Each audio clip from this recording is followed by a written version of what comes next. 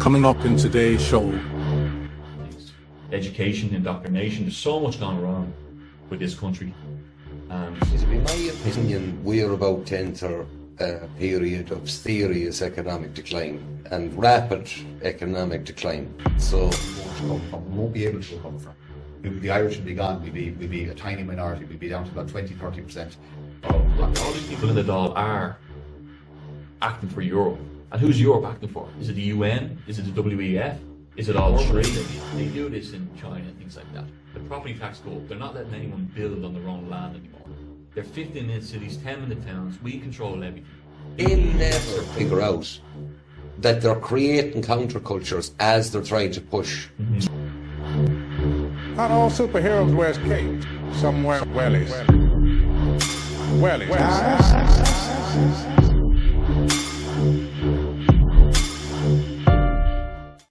Hello everyone and welcome to another edition of the James Conway Experience. As all of you will know, and you've probably observed over the last couple of weeks, politics in this country is in a terrible, terrible state. And we have two men who are going to sort it all out, every bit of it, quickly. Good friends of mine, the President and the National Organiser of Ireland First, Anthony Casey and Martin Murphy. You're very welcome. Thanks, James. Thanks for having us. And we will not tolerate any of the rumours that we were in the Flying Horse having a good time for ourselves last night. That is absolutely wrong. Scurrilous accusations. So, lads, you're very welcome to Sligo. Do you want to tell us a little bit about yourselves first? Because there'll be a lot of people mightn't be too familiar with she, do you know? Yeah, well, do you want me to go first? Because we're not career politicians, I suppose. Everyone gave it their best shot first time round last year. We let the dust settle and we can kind of figure out where is where and what's the best way to do it. We're lucky, I suppose, in this country. I hate saying the word lucky, but we're seeing what's happening across the waters. They're a little bit ahead, say the likes of England, but what's going down the tracks. So I think instead of reacting to things, we can preempt them maybe a bit. Part of that, I think, is bringing back community and changing a narrative in this country. Part of that politics, part of that community, part of that's what you're doing here at the homesteading, part of that is what Shinadina are doing on the street patrols, part of that is politics and getting people on board who can help everyone, ringing it out. So basically that's how I arrived here, as a father of three, very concerned with the crime rates. Can't see that the government are backing down to any of this. They're complicit, as far as I can see. There's money laundering going on, human trafficking. We all know this is happening. We all know a lot of people are on the take from this. And I think it's time to prioritise the Irish people. And Ireland First is that. It's unapologetically Irish. That's how they're owned. It's time. There's a housing crisis in this country. Let's tackle everything that's gone wrong. Let's funnel the expertise across the movement. Are you in media? Roll into a media committee. Are you a doctor who's awake to what's going on? There's excess deaths in this country. There's no point in saying there's not. But who are the doctors who are calling this out? Put them together. Put them in to an Ireland First committee and let them release things. Education, indoctrination, there's so much gone wrong with this country. And this is just one avenue that will work to fix it. And there's many prongs to this. And you have one prong, Shinadina has the other, politics is one. We're going to have to tackle this as much as we can. So that's why I'm here. And yourself, Martin? It's been difficult all my life. Yeah. I know that feeling, sir. I'm just born that way. Look, they declared war on me during COVID. Simple as that. I'm a man, an Irish man of the nation of Ireland, not of the state of Ireland. The state of Ireland is an enemy of the Irish people. So it's my civic responsibility to fight back. It's as simple as that. Fight for my kids' future and by extension everybody else's kids' future. There's examples of I've experienced myself. I lost an entire career, 22 years down the toilet, just because I decided to enter politics and stand up for my people. Left Cape for me, job, no, gone, can't have those opinions, and work in a multinational environment. So you take it on the chin, you dust yourself off, and you reinvent, and you come back, and you have to keep fighting. You have to keep fighting against what is. We can see it all across. It's not just Ireland, it's England, it's all across the Western world. You've everything from mass migration to even things that we don't talk about, like this country is trying to get elderly people to get into suicide machines. Yeah. You know what I mean? There's stuff going on above our heads. You look up and you see there's something not right with the sky. That's not the same sky I remember as a child. There's so many moving parts, and it probably is true. There's a cabal of elites, as they like to call themselves, pulling the strings on a lot of this stuff. And look, we're just saying that there is hope. There's things you can do. You know, whether it be politics, civic responsibility, and you know what I mean, just minding your own. We're a tribal people. We always were a tribal people. And if everybody just minds their own little tribe, we'll be fine. We'll be fine. We don't need big national movements and everybody together. We just need Johnny and Mary to look after their little patch of ground, and like I said, what you're doing here. You know what I mean? You're building communities. We're trying to build a different type of community. Shinadine is trying to build a different type of community, and I said all these little communities together. You know, there's power in it. You know, people don't understand as an individual you have power, because you know what I mean. There's 3.8 million of us individuals. Yeah. And once everybody pulls the finger out and realizes that the country's going the wrong way, you know what I mean? We have the power. We can change whatever we want, and we decide our destiny. But as a party, it'd be my opinion, we're about to enter a period of serious economic decline and rapid economic decline. So, like, I'm very pleased that you've had an interest in seeing what we're doing up here, which was growing a bit of food. But in most of the meetings I've had up here, I've been telling people you need to get ready. And I'm watching the other day, the European Union put out a notice to each EU citizen to have at least 72 hours of an emergency food and water ration and stuff like that. So as a party going forward, how do you navigate all the changes that have to be made with a situation where I would imagine an awful lot of this corporation tax and that is gone, do you know? So, like, as a party, how can you achieve what you want to do in a much tighter economic climate? Well, I think, like, we know there's a certain amount of people 5 years ago who realised what was coming and everything that's going to entail to it. And already, it's like we were talking before about the separate societies, you know, the parallel society. This part of that, or what you're doing here, is very important to that, because people have forgotten we're completely reliant on the state for everything now. Mm-hmm. For our food, you know, for just, you know, we get these packages fully processed, you know, and we take them in. We've lost all the wisdom of thousands of years. We have to hunt and gather and all of that. Community even. People don't know their neighbours anymore. People aren't looking after their health whatsoever, and they don't really care. They know that they're not looking after their health. They're not motivated anymore. I think we're preempting that, you know, say I was going for a pint last night, cash only. That's great. The chipper next door, cash only. That's keeping cash alive is a small part of all that too. But if you can prepare people like you are, politically minded, not just out on the ground, having their lot and digging up their spuds, that we need to network with each other. Who's our builders? Who's our carpenters? Let's get involved. Are we all aligned that this is going the one way? That maybe a financial crash is coming? We're fairly certain it is. It's going to ramp up this week. But in the next year, this financial crash hits, and they offer something like a social credit system, let's say. Like they have it in China, they have it in other places. You can see your 10-minute towns already being put up. Carlo's not far from me, it's one of them. That you can say, no, we have our network. We are self-sustainable. We have our community. We're looking out for our own. We have our builders. We have our farmers. We have our butchers. We can cook for mass amount of people. We can hunt now. That's very community-based. But politics is community-based, you know, and politics is enshrined in every part of our communities and our lifestyle. I think part of saying that we're going to talk about no matter what and not care what the image is, like we need to stop getting sprayed from the sky, let's say, or we need to stop relying so heavily on big pharma to cure all ailments, or the state to feed us. I think I can't come up with all them policies myself, and Martin can't either.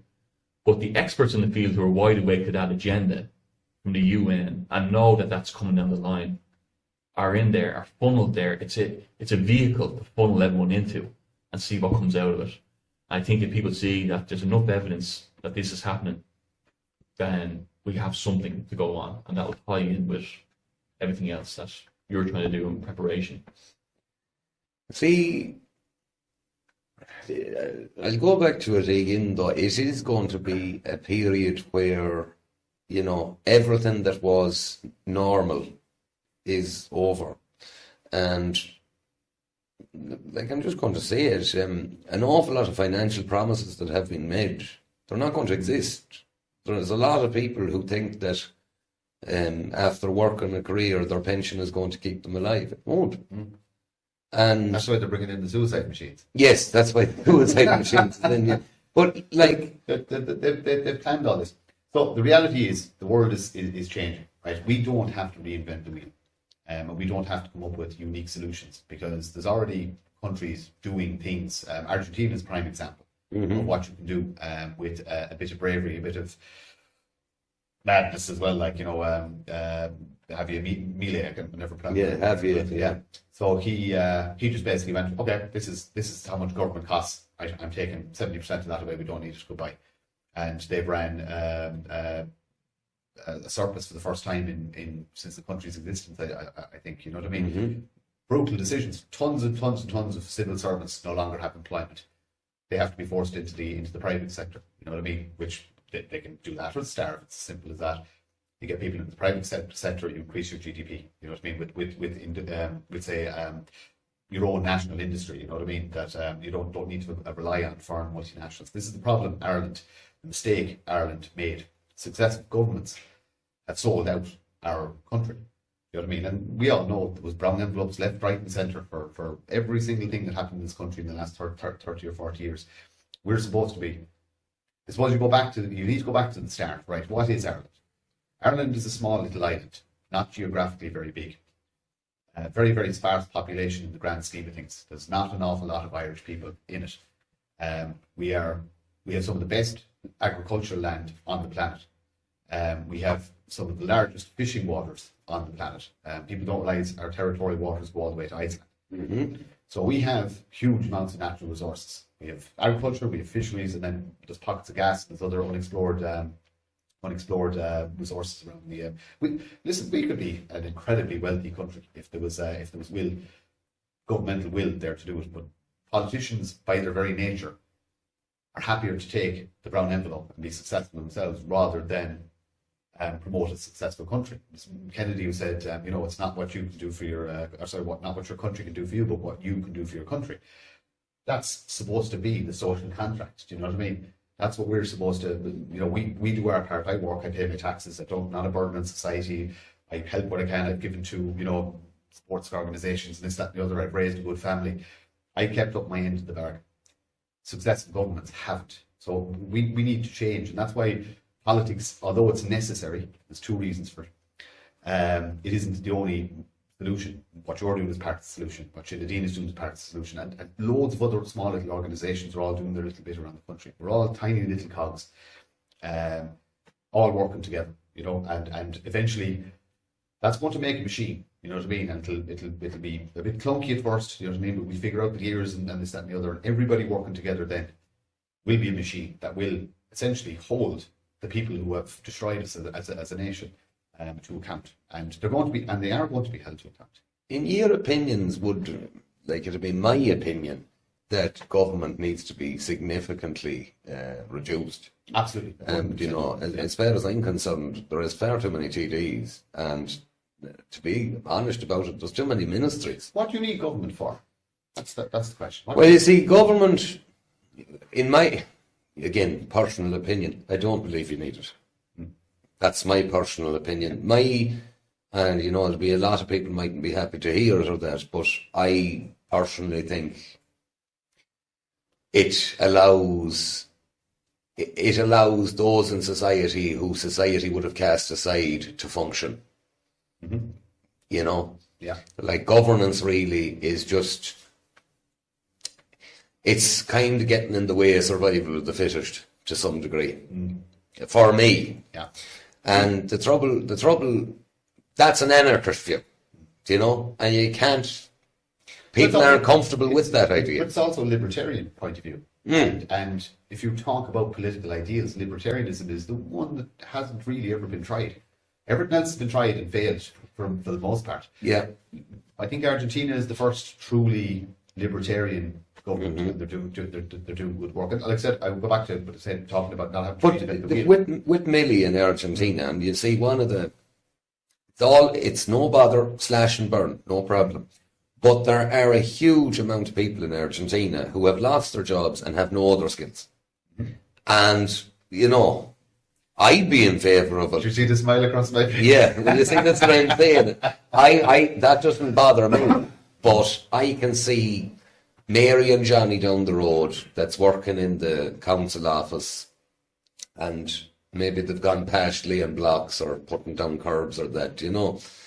That's one of the things I said, what we're doing here on the farm is reskilling.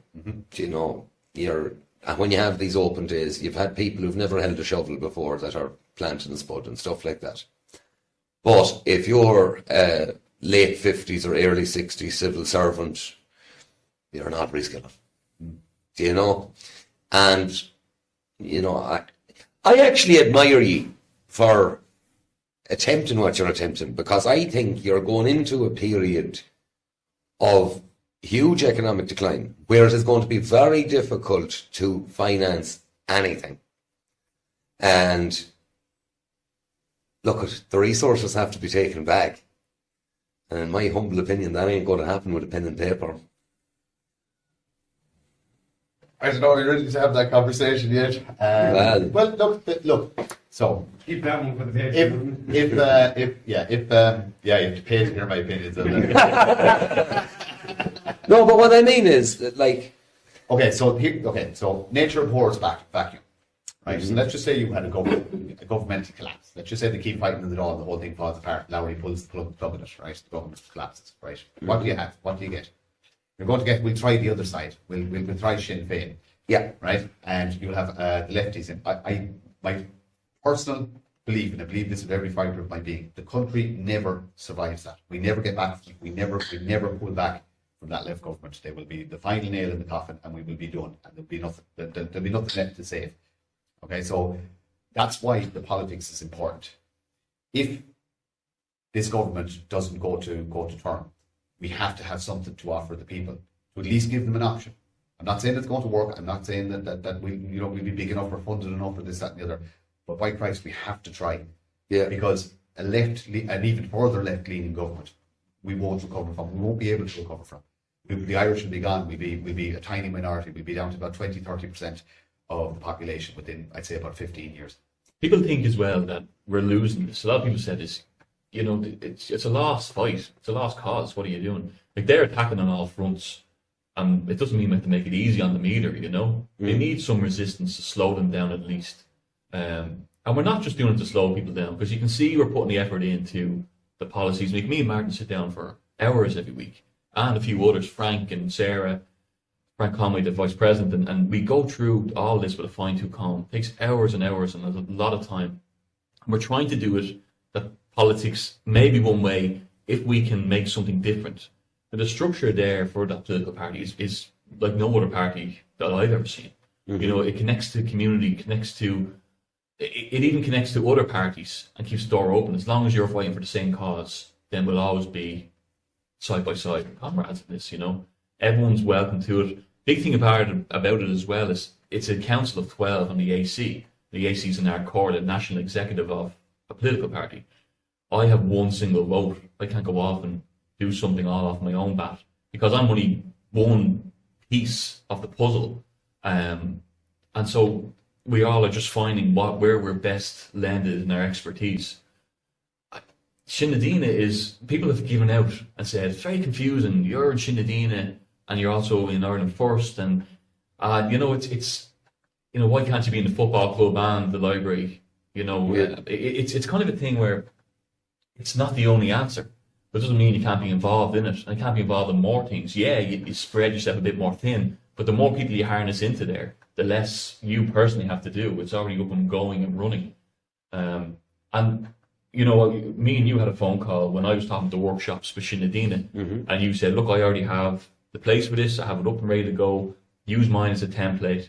So I, you know, stood down on that and said, James is doing that. That's great. He has the expertise there. He has the land for it. He can get the traction. He has the audience for it. So that's perfect. That's already been set up, and I'm happy with that. There's going to be other things that are going to need to be necessary, and maybe that's where you're going with that question. But they are. You have to attack on all sides. That's what they're doing. We can't let them away with it, and it's about being predictive without being reactionary. So you're preempting this crash. You know that men and women need to get themselves ready. They need to be able to homestead again. They need to network again. They need to learn these skills that are going to be valuable because things are going to get tough. They're going to get hard. You need politics as well, and maybe it's a new form of politics. Mark said we're not reinventing the wheel, but to a certain extent, it's evolved, and we're trying to preempt what is coming. And once it ties in with Shinadina, it ties in with what you're doing here. They're all one part of the big circle where we can say, no thanks, you can shove your social credit system, we'll do our own thing. If I put this to you, there'd be an awful lot of people would hold the opinion that our politicians in Dublin are really operating as almost a fucking county council for Europe at this stage. Mm-hmm. And, they line their pockets while they do it. But you put up another shower up there and you're still taking directional policy from the EU. Do you know? I think, so a big thing... What's your opinion on the EU like? Yeah, but so we were in the Irish Freedom Party, which is very known to be Eurosceptic. Yeah. And Eurosceptic is a great way to be. People are terrified of that idea, though. Because we can't walk away from Europe tomorrow. We wouldn't be able to. Our imports, our exports, we're not set up to do it. The best we could do is negotiate. Take back our fisheries or start harnessing our own. Even promoting, with Shinadina, we promote local Irish food to just shop, to remember to shop local and things like that. I think what you need to do there is offer the people a referendum and sell why, we're going to do a referendum. This is why Europe is more of a threat to us now than essential. And this is what we could do. Like, we have a national security committee, and we can see we're obviously not neutral anymore because of what people in the Dáil have done in the last 6 or 7 months. They've made it clear that we're on a certain side, and that in itself is a very dangerous place to be. You say, like, all these people in the Dáil are acting for Europe, and who's Europe acting for? Is it the UN? Is it the WEF? Is it all three? I think so. There's no one in Dáil who's looking after the Irish people first. That's partly why we kept the name Ireland first. It has to be, we have to prioritise the Irish first and our land first. People aren't ready to walk away, but maybe if you had a committee of experts who said why Europe was no more benefit to us, and if we can negotiate, if you got into power, negotiate taking back some of our exports and our fishery waters. I think it has to start there. It has to be sold to people. Well, I think what's on the brink of happening is when all of these things occur, starting off with, so the tariff regime will be announced, you're going to see significant stock losses, you're going to see companies relocate. All of a sudden, there'll be a lot of people who shared my kind of thought process, but they had a good job, and they didn't make it known that they had these thought processes. But I do wonder about them people, like in 2020 and that, when we were down here, myself and Darren, and locally we were getting shouted at in shops, and what did we have? The dancing at the crossroads thing, the sign at the crossroads trying to warn people not to inject themselves and all that. Where were all them people then? Because politics by its nature, you have to be elected, and to be elected, you have to become popular and all the rest of it. Mm-hmm. And I would say that, yes, it's a fine ideology and the whole lot, but when it mattered, they didn't do nothing for it. Mm-hmm. And that's, how do you square that circle? So, COVID years were interesting. We were being tested. And we failed miserably. But out of that came what we call the resistance. Right? We figured out who's who. We figured out who's brave. We figured out who's courageous. Who's willing to stand up and protest. Who's willing to actually say, no, I'm not taking that. And I am coming in here to have a pint or I got ostracized from society in general. Like, it's funny, people talk about discrimination and racism and all the malarkey in Ireland. Me, and I'm not sure about you, but I've actually felt real discrimination. I've been told at the door, you're not coming in. Yeah. Because of a medical. That's discrimination. That's why I laugh when I hear people going, "Oh, racist, discrimination, all this kind of nonsense." Because, like I said, I've actually experienced it. You know what I mean? Business owners refusing my money because I was unclean. You know what I mean? Yeah. And that's it. But like I said, the positive that came out of that was you got to see who can critically think. Massively important. You know what I mean? Who has the blinkers off? Who can think in more than one direction? You know what I mean? Who's got ideas? Who's got, and out of that, networks started to be formed. You know what I mean? And we all have a great network around the country now. People, allies, supporters. There still isn't enough of us, but there's people sitting on the fence. You know what I mean? Yeah. That are slowly but surely putting their foot down on our side now because it's become too blatantly obvious. You know what I mean? They can see it around. They can see the demographic change. They can see that their euro isn't going as far as it used to. They can see the price of everything going up. They can see they can't keep fuel in the car. They're worried about mortgage rates, and they will. The pendulum swung so far left. Right, it has to swing. Just because of physics, it has to swing all the way right, and we're going to have to go very, very right for a brief amount of time to undo the harm that has been done. And then it's why we're here too. Yeah, it'll settle back in the middle again. It's going to take time. It is going to take time. There's no point in saying that it isn't. I hear this all the time. We don't have time. We don't have time. Give me a better solution. Stand up. Put your face in a poster. Give me a better solution. I'll step out of your way. So if somebody comes to me with a better plan and a better solution, and sell it to me, then I go, yeah, no problem. I'm stepping away from politics and I'm going in behind you. But nobody's done that. Yeah. No, this man has stood up, and I said this from the start that I am 100% behind him because I trust him. I believe what he says. I know he doesn't want to be a career politician.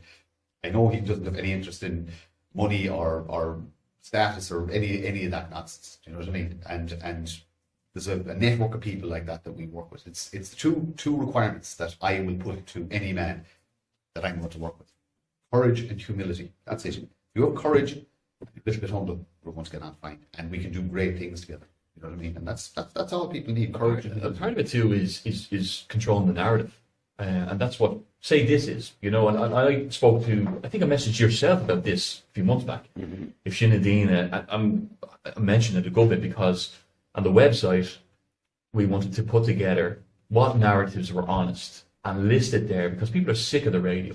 It's so blatantly obvious that it's one way inclined. It has an agenda, pushing out.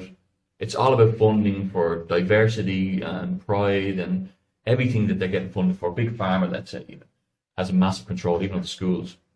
You need to recontrol the narrative. We have possibly 5 years to do this. If we get a radio station off the ground, if we make our podcasts and the Irish Column Show, the James Conway thing, billboards of them across the country to let people know that there is an alternative narrative here. And if they build and they get more professional as they go, then we have a bigger audience. And people are starting to tweak it a bit. Like, there is cognitive dissonance. Like, that is a massive thing that's after happening. People are afraid to say, I made the wrong decision, because when COVID hit, it's a big psyop, obviously, and we failed massively, like you said. Ireland was one of the most complicit countries with taking that. And we fall for so much propaganda. It's unbelievable. A lot of people did. You can't necessarily blame the people who fell for it. You can blame people who were very nasty. There were people very nasty. But billions and billions went into that propaganda every day. That machine. It's the same as the climate scam. You need a party that will stand up and be honest about these things. I can't see that in Ireland at the moment. If we manage to control the narratives and push out the right thing, we have a few years to do it and build it. Initially, when I went into this, and I said this to Martin, he was trying to capture Middle Ireland. Sometimes you just have to be unapologetic with what's gone wrong and call it out as it is, and get the right people, harness them to call it out. So I think the likes of this, what we're doing here tonight, that serves that purpose, and they'll just build and build and build. You can see it yourself, your followership going up or whatever it is. The Irish Column getting more views every single week. More shows will come. Radio station will come. Mm-hmm. We have to control the narrative. But is there a purpose to tell them the truth? And the truth is, you are not going to be as well off as you were. And, you know, that's, you know, I'm looking at no politician, left, middle or right, is telling people that, is telling them, listen, the days of ample money are gone. They're over. Like, the next thing that's coming is AI. And AI is not going to, it's not going to bother me bringing a bag of nuts out to the sheep. Mm-hmm. But if you're a white-collar worker in some kind of bureaucracy job or that, you're gone. Yeah. So absolutely no politician is saying to the people, oh, and by the way, this is what's coming next. You know... Well, we know what's coming next is urbanization. They do this in China and things like that. The property tax go up. They're not letting anyone build on their own land anymore. They're 15-minute cities, 10-minute towns. We control everything. They need lesser people in the world to do that. Part of that is part of the agenda too. But I think, like, preempting what's coming, Klaus Schwab says it, you know, you'll own nothing and be happy. Yeah. That's signed in to the EU and the UN. That's 2030. They call it the UN Sustainability Goals. Well, we know what it is. Yeah. You know, this goes back even, it's a biblical fight. I really do think it is. It's the Matthew principle from Matthew in the New Testament. You know, those who have everything more will be given, and for those who have nothing more, everything will be taken away. Yeah. It's been written a long time. Orwell wrote about it. You know, we know what's coming. And just look at China. Surveillance state completely. Yeah. You know, social credit system. It's there. Look at, is it Birmingham or Oxford? You know, they already have this 15-minute city there. You go to George's Quay in Dublin. It's written there. There's a website for it. Go on to the county council in Tralee, Carlowtown, Ennis. They're 10-minute towns. You'll find it on the council website. Yeah. Like, it's coming fast, and you're raving lunatic for saying it, and then you say, well, that's the website. That's the official council website there. So you take a look at it and ask me. I had a conversation with someone yesterday who said, you need to stop talking about the spraying in the skies. You know, that's fucking, you know, that's crazy. It's like, it's geoengineering, and it's not being hidden by them. They're talking about what they're doing. Yeah. So why can't you see it? You're defending them, even though they're coming out and saying it. What is... And I hate saying it, or that is one of the most significant problems in the country, that there's a substantial amount of the population who are just stupid. Yeah. Do you know? And I'm not being bad saying that. But again, that's by design. Okay, so this is the best thing and the worst thing that ever happened to people. Yes. I have all the information on the planet at my fingertips. What do people do with it? They play fucking bubble squash or whatever those silly games are. Do you know what I mean? That there's no excuse for not knowing anything now. None whatsoever. You just have to use the right browser. But it's at your fingertips. Every single bit of knowledge. And people don't use it. Some of them don't want to use it. That's it. The education system is designed to, and you have to understand, our education system is just a copy of a model of the the British imperial education system. You know what I mean? That's all it is. It's just literally a copy. We've as people, we've rarely come up with much from a government point of view that's actually our own. We just basically kind of changed the flag. You know what I mean? We got independence, and that's it. And we moseyed on. That system is, there's various different thought processes, and where that's, you know, Dock City, London, and all that kind of thing. But that system doesn't work. You know what I mean? It doesn't work. So you have to start with the youngsters. I was telling you, you know, you've great following with the 15 to 17-year-olds. You know what I mean? If we get into their heads now, you know what I mean? And, you know, growing spuds is cool. Growing carrots is cool. You know what I mean? But the youth committee is important. Yeah, you know? Yeah. So we have a youth committee. We have youngsters. We have guys in it. We've guys 18, 19, 21, 24 in. You should see their group. Yeah. The chats that want their group. The best. Do you know what we have to do? We have to keep them in the country. I'm delighted there because there's 4 lads that might not go to Australia or Canada. Yeah. Do you know what I mean? If we can keep them engaged and keep giving them responsibility, giving them jobs, giving them tasks to do, making them feel part of something, then they won't go. They'll have a reason to stay. You know, there's the whole thing about cool. What's cool is not mainstream. Never was. So, you know, it was the counterculture to what was mainstream. So at the moment, you have a society that says, oh, it's okay to be a fat sack of shite. That's okay. And you have a society that says, you know, if you want to dye your hair blue and go around with a ring sticking out of your nose, that's okay. What they don't realise is those things in the 80s, that was punk, that was cool, because everyone was a conformist. So you've done something a little bit different. So, like, when I'm speaking to young people now, what I'm saying is, going to the gym, that's cool, because they want you to be a big fat sack of shite. They want that. They want you sick, they want you unhealthy, they want you with no capacity to defend yourself or anyone around you. So what they've done is, they have made self-sufficiency and good physical health cool. Like, they never, this is one of the positives, they never figure out that they're creating countercultures as they're trying to push through their nonsense. So, like, my thing with it is, like, I've looked at it at I was a member of the Irish Freedom Party, and there's a lot of people who had hassle.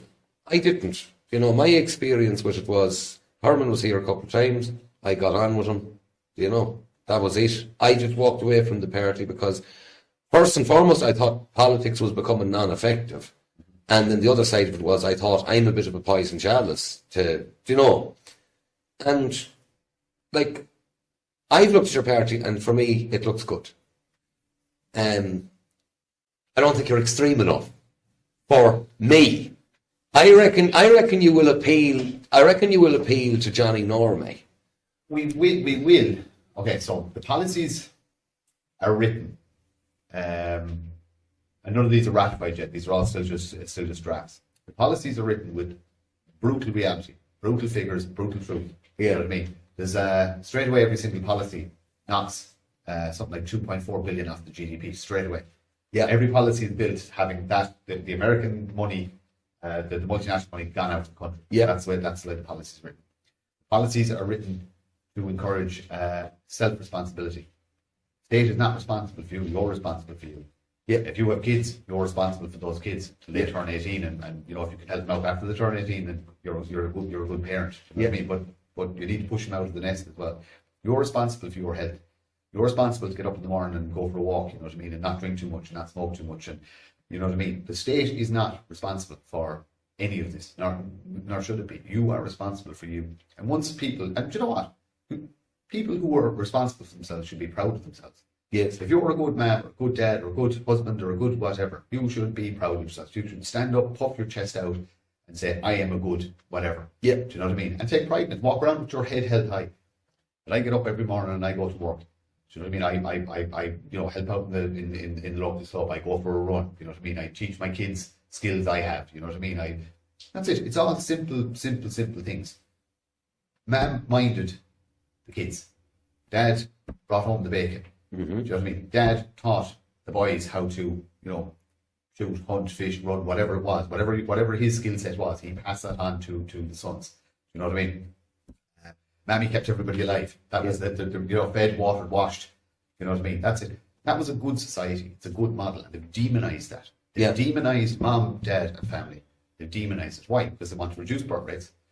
They don't want white Europeans having kids because we're troublesome. You know what I mean? Mm-hmm. We don't do what we're told. We don't like being told what to do. No. We like to be independent. You know what I mean? We used to be wicked proud of ourselves. You know what I mean? But they over successive generations, they've crushed the spirit of white European. They've crushed the spirit of the Irishman. You know, the indigenous Irishman. Yeah. Not these passport holders. Mm-hmm. Right? Because that's all they are. They're passport holders. And I'm taking every single one of them off you.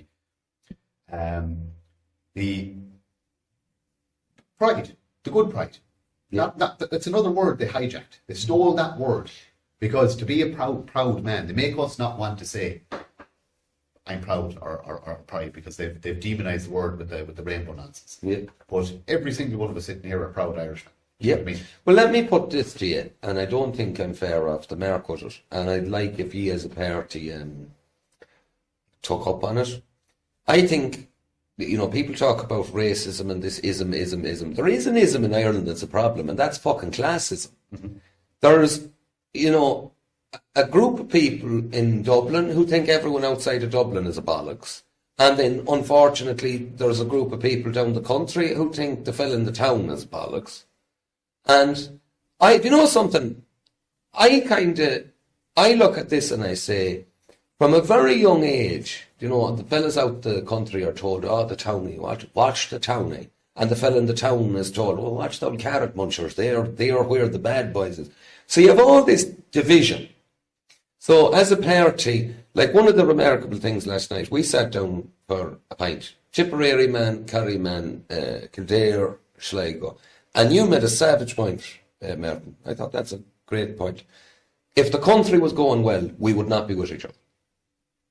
True. Yeah.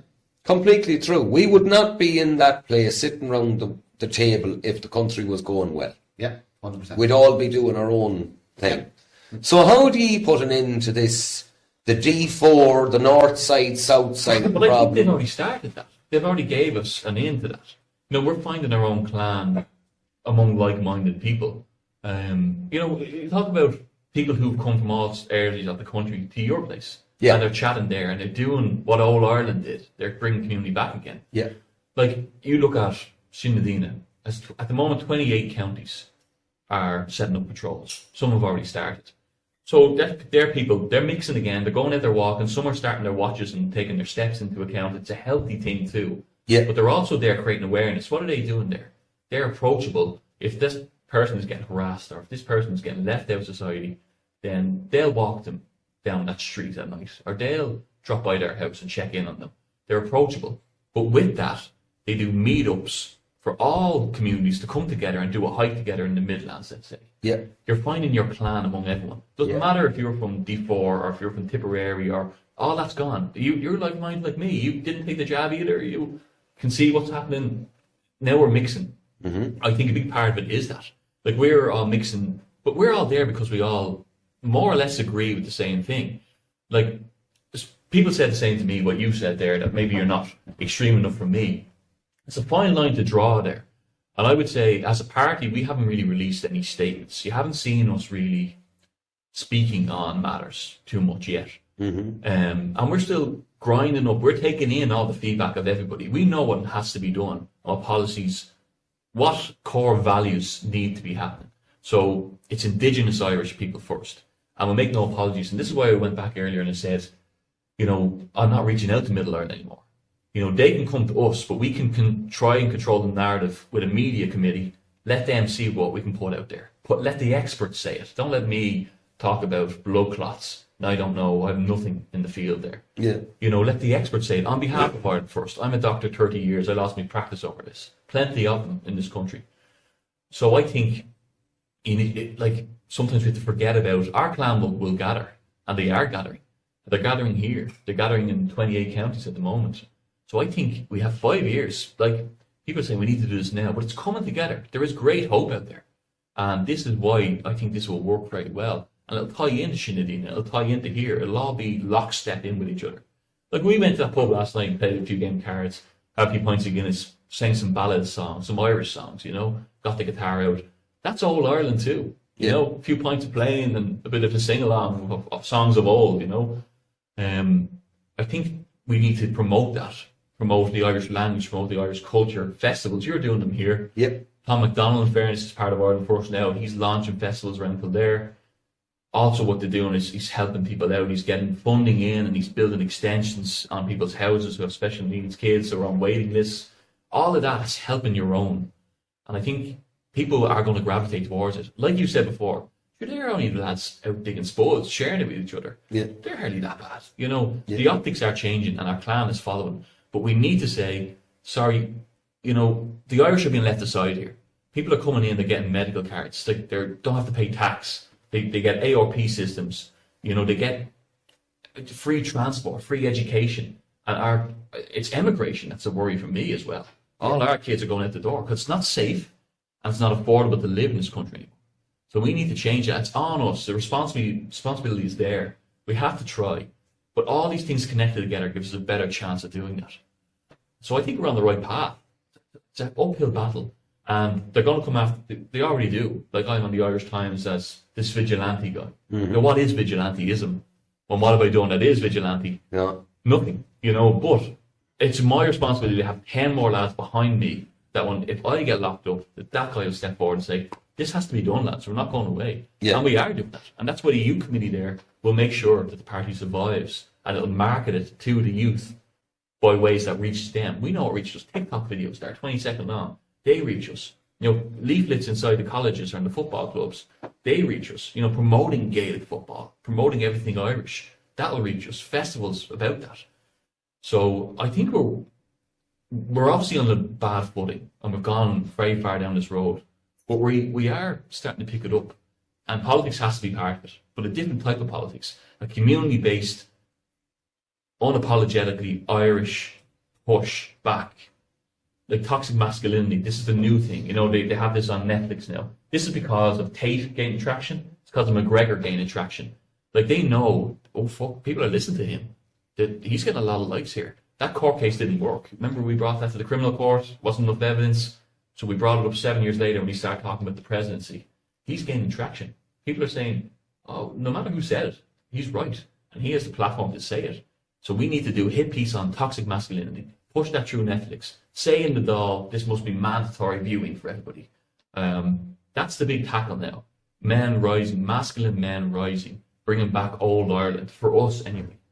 And like, we're not going to have to care what people think anymore. We've 5 years of that. We didn't take the jab. I'm not going to wear that mask. There's no science behind it. People with excess deaths, they're not putting that through the media. We'll tell you about it. Our doctors will tell you about it, and we'll continue to thrive.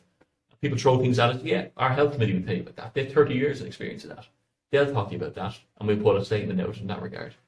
It's building avenues and ways to do it. If there wasn't inward immigration to Ireland at the moment, our population would decline. There's that many people dying.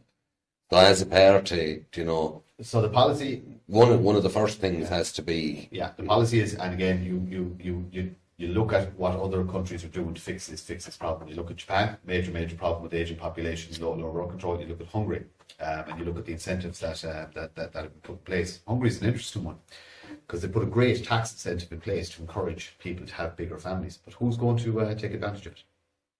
Immigrants. Romans. That's who's going to take advantage of it in Hungary, and it's already starting to happen.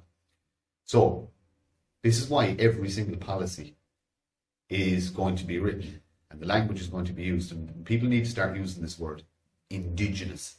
The indigenous population. We are a minority. We are the oppressed. We're a tiny, but less than 4 million of us actually in the country of Ireland. Irish people. We're a tiny minority in the global scale. Right? And we need to start playing that card. Because, look, you know what? We have to use a little bit of propaganda. We have to use the tools of the enemy to defeat them. So let's get the message out there. Us poor Irish people. McGregor did it a bit now, because America's looking in, and America has a bone to pick with our government. Unfortunately, there's going to be an economic war between the US and Europe. And Ireland is the battleground. Yeah, it's going to be waged in Ireland, and it's the viewers, you, me, and everybody else is going to suffer. But it's inevitable. There's nothing we can do. But some problems are too big to fix. What if I put this out to you now, and it's just an observation, but I don't think I'm too far off the mark. Ireland got on the UN Security Council. Ireland has came out against conflicts that have fuck all to do with Ireland, and got behind one side or another. Do you know? Mm-hmm. Like, if either of ye was either the Taoiseach of Ireland, and I'd hope that we'd still be mates and I could still ring you up on the phone. What I would be saying is, don't fucking get involved. And as a party, I want to see that. I want to see... It's in our core values. It should be a neutral. Yeah. It promotes the family, Indigenous Irish, neutral country, pro-life. There's a lot of things you can't negotiate with. Like, when I was in the Irish Freedom Party, I wrote a homemaker's bill. And this is what Martin was alluding to as well. And that problem was pointed out to me, that people would take advantage of it. And that was one parent, either parent, stay at home for the next term for a livable wage of €350 or €400. Now, inflation, maybe it's not so livable. We need to take a look at that to promote affordable family life again. The wording for that, to keep it Irish, was tricky. It was, someone said it's a neutral citizen. Someone said it's an Indigenous Irish citizen. All these policies are going to be Indigenous Irish citizens. And that was a good winner at the door, because unfortunately, like, Irish people have their kids, 18, 20, 25, 30, sleeping on their couches, sleeping upstairs still, ready to go to Australia. And the thought process is, I can't blame them. I hope they go to Australia. But I also see grandmothers in tears because they haven't met their grandkids who live in Australia now, and the flights are too expensive to go, and we're seeing more about planes crashing out of the sky and more issues, and now you have a little carbon tax on your flight, how far you go, and it's all this, and people are lonely in this country. And I do think they've pushed too far. Maybe they're starting to lose the run on themselves. I think there's opportunity, if you can give them the right narrative, that we're going to do this the right way, I think you might be able to gain some traction. Yeah, you're right, we have to remain neutral. It's nothing to do with us. Let's be part about leaving Europe. The only thing we should offer, sorry, just to put in that, the only thing Ireland should offer on the global scale, and I go back to it again, and I'm going to keep repeating the same language again and again and again. We're a tiny country with a tiny population. The city of Birmingham has far more people than this entire country. We should offer table, and that's it. If you want to stop knocking the seven stages shit out of each other and want to sit down and talk, you can use our table. And we will give you a completely safe and neutral ground to have your peace talks. Mm-hmm. And outside of that, the nation of Ireland should have no comment on any other conflict whatsoever. I don't care who's killing who.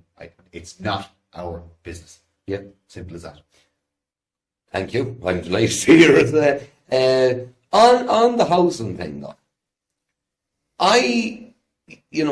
some of this new stuff I'm on board with. Genuinely. I do not see the necessity if you're a single man, and what I'd be recommending for a single man is you should get a wife and you should have plenty of Irish babies for yourself. But there is going to be young fellas who are like, no, I'm going to live out my life. I'm going to be not answering to anyone but myself. And what I'd be saying is the notion for that single man to be saving up to get a mortgage to buy a 3-bedroom house is fucking ridiculous. He would be quite happy in a smaller unit that is easier ran, easier paid, and all the rest of it. So, like, when I'm talking to younger people, what I'm saying to them is, don't get onto the rent model or the mortgage model. What you do is you get a small unit for yourself on your own piece of land and try and get off grid. That's what I'm recommending to them. Now, that Sean's cabin in Tipperary is interesting because there was a man who had a bit of a breakup, and instead of reliant on the state, done it himself. Got his own cabin, it's beautiful, and they're against that because they do not want you operating outside of their realms. What that man, in the eyes of the state, should have done was he should have landed into the council, he should have went down on a housing list, and he should have rented with rent assistance until the council says, and there's the keys for you. So, like, I haven't read your housing policy, but what I'd be hoping is that just get rid of regulation. Allow people to create the housing that they want themselves. And if that's a pod or if it's a mobile home or anything like that, so be it. So housing is an interesting one, and land is an interesting one as well. So not everybody has land. No, there's actually very few people that actually have land. It's a small enough niche community that have land. But if you have land, we're all about personal responsibility and personal freedom. So if you have land and you have means, and you want to build yourself a 6-bedroom mansion with a swimming pool, and you're doing it off your own back, off your own hard work, and you don't want anybody in that house, you're just going to live there with your dog, more power to you. Yeah. If you're somebody who wants to live in a cabin beside the lake, out in the middle of nowhere, and not have contact with another human being ever again, more power to you. Do you know what I mean? Now, obviously, I'm going to encourage men to find women. Yeah. Men, or whichever one wants to stay at home, I don't care. We need to create a society where only one person works. One of the biggest crimes ever. You think COVID was bad? What they did with putting women out into the workforce is actually one of the worst crimes that ever happened. The tool of feminism. Yeah, that was the biggest crime that ever happened to humanity. That's the biggest. The system did that on purpose to turn women into economic commodities, the same as men. Sway the votes. You know what I mean? Ensure that their agendas were being voted on because women could vote now. But also, the other 50% will all of a sudden be paying tax as well. Oh, yeah. And they don't have time for kids. Big ponds. It's back to the reducing the population for control. And you can tie that in. You can marry that in with what's happened with our food, what's happened with the skies, what's happened with our big pharma and vaccines, and there's a lot coming out now with RFK, with all that stuff. And I think that model of Europe, some countries in Europe have done that, have given really ultra small apartments to people and made it trendy. and I think they're wanting you to expect less from life now. And it's like everything. Inflation's going up with wages aren't. People won't be able to move out of them apartments. They won't be able to afford a house to have a family. The option's going off the table. You need to ease planning restrictions. Yeah. Like if so many people can't build on their own family's land, that there's a lot of blood and sweat and tears that went in to that grandfather or that father to get that piece, to look after his family. Yeah. Surely there should be. It's like inheritance tax. You're already taxed on the property. Yeah. And then if you want to hand it over to your kids, especially in a farm scenario or anything like that, you're taxed again. Yeah. You know, it's like the government when is it over 10,000 if you transfer it to someone, you get taxed again on money that's already taxed through your wages anyway. You know, you're right in saying less government, libertarian. Like we wrote these policies and the constitution with the Bunrock and libertarian kind of ideals, and We took the best out of all systems, because capitalism has pluses, libertarianism has pluses. The only one that doesn't have any pluses is communism. You know what I mean? There's no positive there whatsoever. There's nothing you can take from that that's in any way useful. But all the other systems, you just pull out the best ideas. But can I put something to you? It's a little bit like tinkering with a yoke that's fucked on us. Yeah, we can keep. Okay. You know, like So when it comes to yeah. education, what I would say is everyone has the capacity to educate themselves.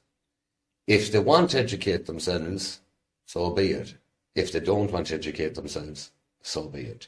I don't see the necessity of indoctrinating everyone in the country. Solution for you. So, 12 years of age. Mm-hmm. If you can get to 12 years of age in national school with the ability to read, write, and do basic mathematics, that's just your addition, multiplication, and subtraction. Your basics, your very, very basics. There is nothing you cannot do in the world. No. If you can read and write, there is nothing you can't learn. You might be able to understand it well, or you might be an expert in the field, but you can still learn it. It depends on how much effort you want to put in. After you've taught children those basic skills, read, and the school week should be shorter and school hours should be shorter. Read, write, maths, that's it. But So why should there be school? Because I'm coming to a standpoint. humans are flawed, and that's the truth. Because human beings, as by our creation, we're flawed, and you might be a good educator, he might be a good educator, but I could be a piece of shit. You know what I mean? So that's. I suppose as well you're harnessing. Doesn't need to be state run. You think it of doesn't need yeah. to be state run. So you can have community schools. You build your community. Yeah. You have that. You know, Little House on the Prairie, the school ma'am, and you know what I mean. And she was just, and all the kids were all different ages, and they were all in the classroom. There's nothing wrong with that. Well, that's the way it might go. If there is, like we're finding our teachers who are wide awake to indoctrination. You know, it's part of what you're doing there as well. It's part of what we're doing with Shinadina, with Ireland First is doing. But maybe it'll have to come to that. Maybe the education system won't be able to be fixed, and we can do these community schools. But I do think there should be experts to tell people that there's so much wrong with the school system. We all know this, especially the last few years. But physical education, it's no, like, they don't get taught about nutrition whatsoever. You know, it's something to keep your mind healthy and your brain healthy, your body healthy. You don't know anything about it. What you're putting into your food, you know, all the food now is all halal. It's all gone completely the wrong way. They're just virtue signaling. The teachers now are coming out of college completely indoctrinated one way. There's no critical thinking encouraged at all. You have to do projects. Like I was going to enroll in a political course last year because I wanted to be well able for what I was about to take on. I saw the curriculum. I couldn't do it. You have to write completely pro pride. Why would that be there? You had to completely pro about the climate catastrophe. You couldn't have your own opinion even to that end. You can see all across the country right now, in secondary schools and in colleges, they have the UN sustainability goals. My son was taught to draw them. Pick your favourite one and draw it last month. And they do it every month. Instead of soccer now, they have soccer against races. That's what they're bringing into the schools. It's all completely shredded. It goes back as far as there is an attack on Christianity, morals, traditional people. You know, if I walk into my son's school, this is terrible. There's no cross on the wall, but Muhammad's there, and there's a pride flag there. And you can't, all the food is halal. And you can't say the word Christmas. It's a winter festival. This is how bad it's going. Maybe, like, it needs a radical change. But maybe that will come. If you look at that from an education standpoint, even, forget about the cross for a second, but the fact that Muhammad is beside the pride flag. Yeah. So you have a group of people whose Who tells them to kill the other group of people and you put them up side by side? You know, that's insanity. But it's also slapping the face to us. You remember that girl who said in the Late Late Show, the two women, one was an African woman, one was an Irish woman from Dublin. Yeah, and she had got the house from the Irish woman. But people were so disillusioned, they still didn't even get that. That was a smack in the face to us. We know what we're doing. Yes. And we're putting it right in front of you for the nation to see, and people still won't get angry. Well, you see, the point of that whole exercise was to really drive it home to Paddy.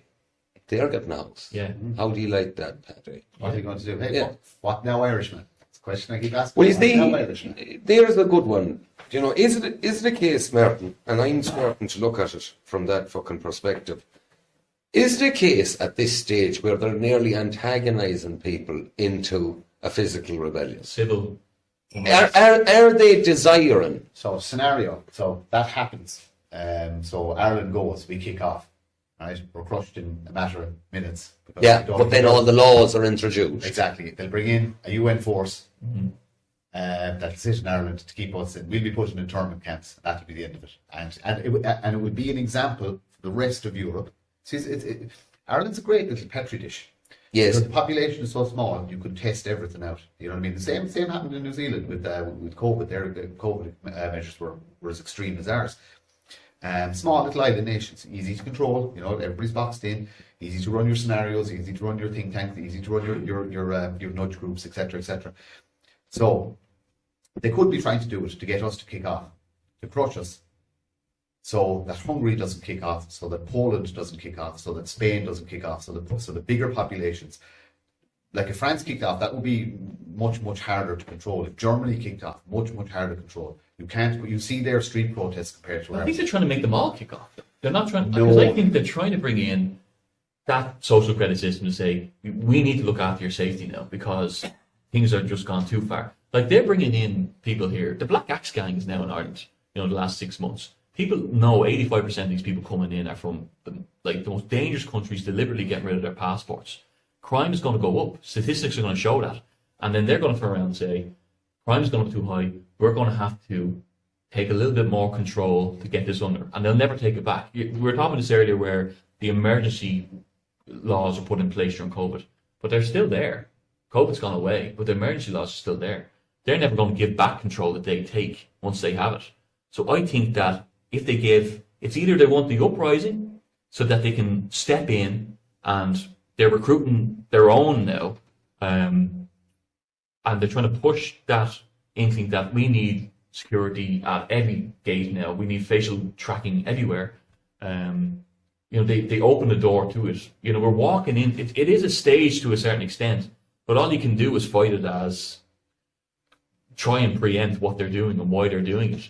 To fight it. So we go guns a-blazing and burn it all to the ground. Well, then they step in and they're a police state. And then the next country do the same. And all of a sudden we're China.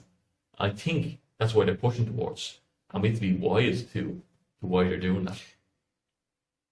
Well, I'll say this, and then when we finish up talking about it, we'll go to the Patreon. And thank you everyone who supports us on Patreon because you make this possible. I'm reading a book at the moment. I haven't just read it, passed it on to Darren. It's called Woke Eugenics by Dutton is his name. And I've never seen a better case put forward of what has gone on, which is, since the Industrial Revolution, you don't have the normal Darwinic kind of environment where, let's be clear about it, the chaff is separated from the crop somewhat. So one of the things with welfare, a welfare state, gives the capacity of life for some terrible specimens of people. You know, welfare should be there to help people who are honest people who've held on bad times or that. But the welfare system is allowing someone from someplace else to come here to this country and live off the taxpayer, and that is completely wrong. Or even the indigenous guy who just goes down the town, drinks cans every day of the week and does nothing at all. Welfare allows him to exist, right?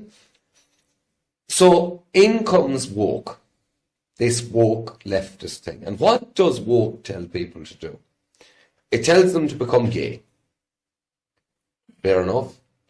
What's the purpose of that? You don't reproduce. It tells people to become trans. Fair enough. What's the purpose of that? You don't reproduce. It tells women to become militant and blue-haired and aesthetically unpleasing. Fair enough. You don't reproduce, because no man... Like Christ above, it's easy being a man now and knowing who you can talk to or not. You can see it. Yeah. It's like the frog in the jungle. It's the colours are there. That's poison. Don't fucking go near there. Is there a chance that everything that has happened was a cull? It was a cull to get rid of stupid people. And it's playing out now at the moment, and there's an opportunity for something better after. Because I'll tell you what I seen, and it frightened the life out of me. When I finished that book, I started looking at the cover, and there's the double-headed eagle in the bottom corner, and I thought, oh my God. I don't think it's a call to get rid of stupid people. I think it's a call to get rid of those who can critically think and will stand up. I think they want us like cattle, feeding off their system, keeping them wealthy, keeping them in control. But I'll put it to you then, Anthony. If it's a cull of the critical thinking, everything that they've done rings off alarm bells for anyone who critically thinks. Mm-hmm. So what you wind up with is the population you're left with after this are strictly people who critically think. Yeah. Like at the moment, having children is discouraged. Right wing. Yes. Extremely. Yeah. Well, it's called economically irresponsible, environmentally irresponsible, the whole lot. So if you're a critical thinker, you'd say, actually, I don't believe that these guys are going to provide a pension for me. So if my little Johnny and Mary are in their 20s or 30s and they could maybe get Granny a loaf of bread down the job, that's not too bad. So I'm going to have these kids, Everything that they are doing to a critical thinker, like I look at it and I say, if I do the rank opposite of what you're telling me to do, I'm going to be pretty okay. And I just think that penny hasn't dropped for a lot. A counter argument to the point of that book, and you told me about it before. You said they. So Darwinism is natural. There's no they. You know what I mean? Whereas we're saying there's a they. It's by design. It's other humans. Well, you see, that's where eugenics comes into it, because eugenics is not natural. Yeah. Eugenics, the whole thing with eugenics is you pick the circumstances for these things to happen. Yeah. Do you know? And that's why when he titled it, he didn't say woke Darwinism, because he knows it's not natural. So who is pushing the narrative on this one? Who is what is the end goal? Why would you? So these people you've created, the blue-haired people, as I call them, and I also joke that they're my food in the end times. But these blue-haired people are the biggest supporters of the system that created them. Mm-hmm. We're the enemy of the system that created them. Yeah. So why have they created an army that is going to be gone in 50 years? There's a conundrum. Well, if you go back to the writings of Churchill and those early American presidents, and all that they wrote about eugenics, all of them across the political aisle were in favour of it. Absolutely. And, they were writing things like, we have a welfare bill. This is only going to keep increasing unless we start implementing these policies. Yeah. Now, there's the country Sweden, and, Sweden has its trouble now with migrants and stuff like that. But Sweden was sterilising people right up until the 70s or 80s. People forget that. They were sterilising their own population. If you were a serious criminal, if you were a little bit autistic, whatever it was, you were sterilised. Yeah. So they were implementing eugenics. Why have they done it? Well, are they not just carrying on what the so-called elite of the early 1900s had outlined? They talk about the Holocaust in Germany, and everyone talks about the Jewish people. Talk about the Belgians. Yeah, but what nobody talks about are the disabled. Nobody talks about the homosexual. Nobody talks about the Roma gypsy. Nobody talks about all any deviant or anything that didn't fit in the box. Yes. Yeah. Nobody talks about that. But there was even in the early Americas, there was and this is well after slavery, but they still believed that there was subspecies of humans. Yes. You know what I mean? That the African was not the same as the European man. There were subspecies. They weren't as bright. They were a little bit, a few thousand years behind us. They were, thicker cranial skulls, smaller brains, all this kind of, and that went through politics all around the world. How though? We're meant to come from an animal, right? And I'm a farmer. I'm familiar with animals. Yeah. And out there are many species. There are sheep, Yeah. there are cattle, but there are breeds of cattle and there are breeds of sheep. Yeah. And each of them have unique traits. Yeah. Some are friendlier, some grow bigger, some are easier fed. But of course that doesn't happen in humans. Of course it does. And on that note, we'll head to Patreon. So we'll get into the good stuff, because that's the conversation I want to have with the lads. So lads, thanks very much for coming. The Irish column, every week it's on. Every Sunday night, yeah. Every Sunday night, the Irish column. Anything else you want to promote? No, look, we will be doing launch events for the party within the year. A few different locations around the country. A lot of people will be welcome to it. It'll be advertised. So if you want to learn more about it, keep an eye on all our socials. Shinadina as well, if you want to be part of your community group, get out and do something on the street. It's very positive. There's a county committee there for you to go and join and network with like-minded people. So, yeah, get Thank you involved. very much. Goodbye, everyone.